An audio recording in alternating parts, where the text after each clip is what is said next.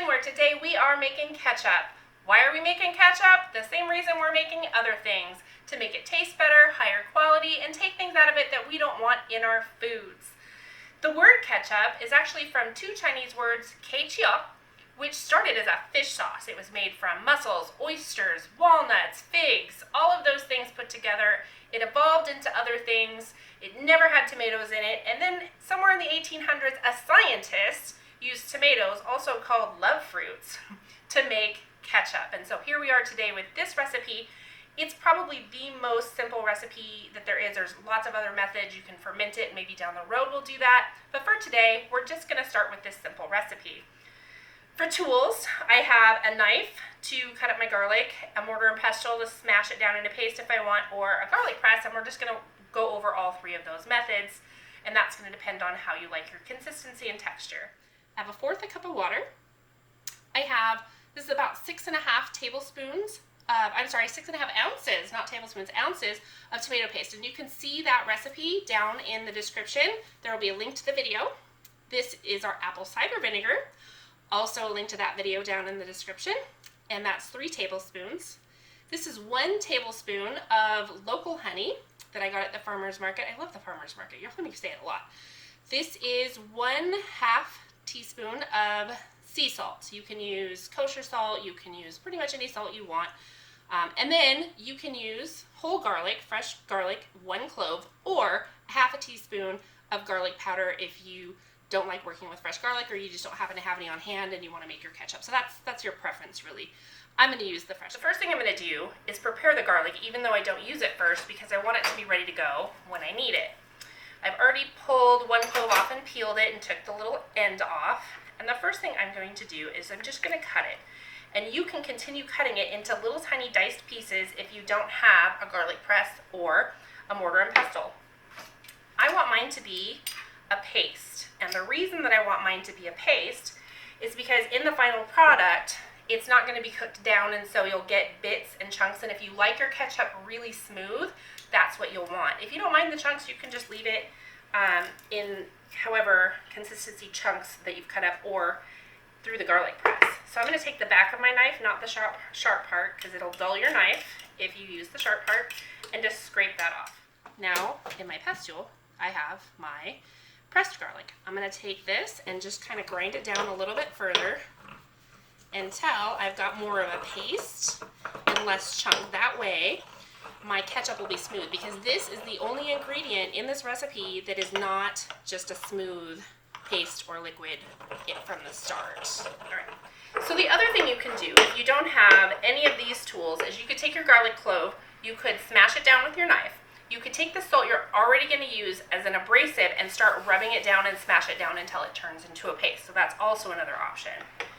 So this is about as good as I'm going to get it. And it looks like it's all over the bowl, and it kind of is, but I'll use my spatula to get it out when I'm ready. So that is all the preparation I need to do, because I've already made my tomato paste and I've already made my vinegar. You can use store-bought if you'd like. Just make sure the only ingredient on there is tomatoes, and it'll probably say citric acid as the preservative because it is canned. So the next thing we do is we combine our tomato paste and our water into our pan. I'm going to turn this on. I'm going to start at about a medium temperature. All we want to do is get our tomato paste and our water just to a boil, and the moment that it boils, we want to take it off. So you'll have to, this is not something you should walk away from. It can happen pretty quickly. You don't want to scorch your sauce. So I'll just set this over here and put in my water. Sorry about that in your ears. And I'm just going to mix it together really quickly until it's stirred. So I'm just going to watch this until it boils. It shouldn't take long. And I'm going to need this for my pot.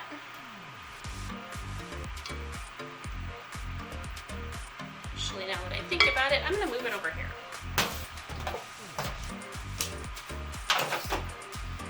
Alright, so as this comes up to a boil, we'll talk a little bit about the other ingredients. You know, we're doing our apple cider vinegar that we've made.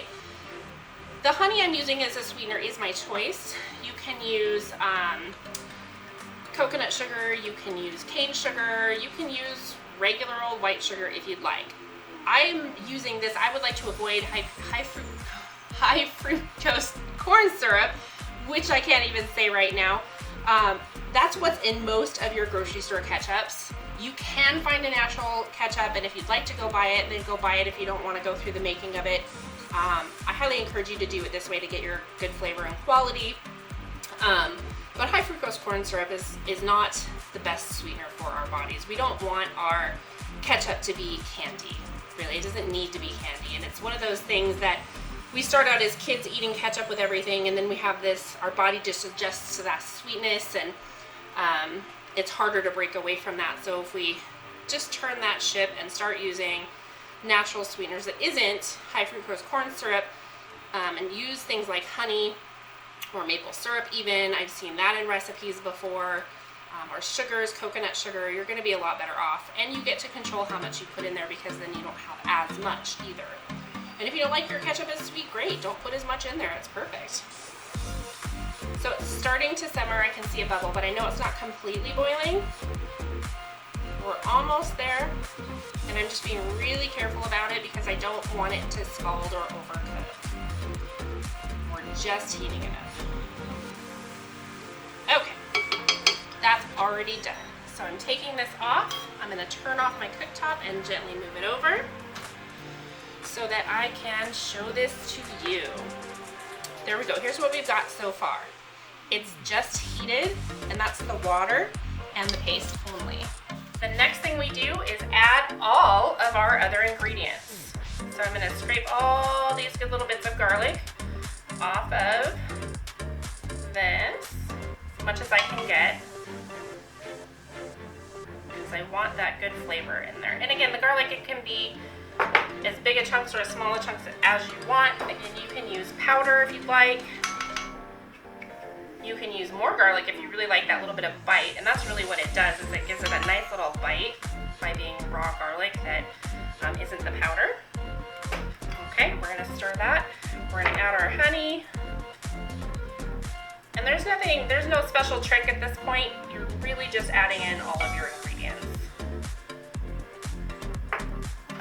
Salt and our vinegar. All right. I'm going to stir this up. And that is our ketchup. Now, if you want it to be smoother, you can put it in a blender and blend it down some more, but it's not going to get much smoother than this. If you want it to be thicker, just don't use quite as much water when you add. So that was 1/4 of a cup. So you could start with 1/8 of a cup, and then if you want it thicker, you could add some more. This is pretty thin right here. Or if you've made it too thin, if you've gone too far with your water, you can always add a little more tomato paste. Just make sure that you heat it up, and then that's it. So finally, just like anything else, we need to store it in something. I've got just a regular mason jar here. You can use one of those ketchup squeeze bottles if you want. You can use a recycled jar. You can use mason jars that you purchased. It doesn't really matter, whatever you want to use. This is an 8-ounce jar. And I think maybe I needed a 10-ounce jar. There we go. And then our lid and our label. I'm not going to put the lid on this just yet because I want it to cool off some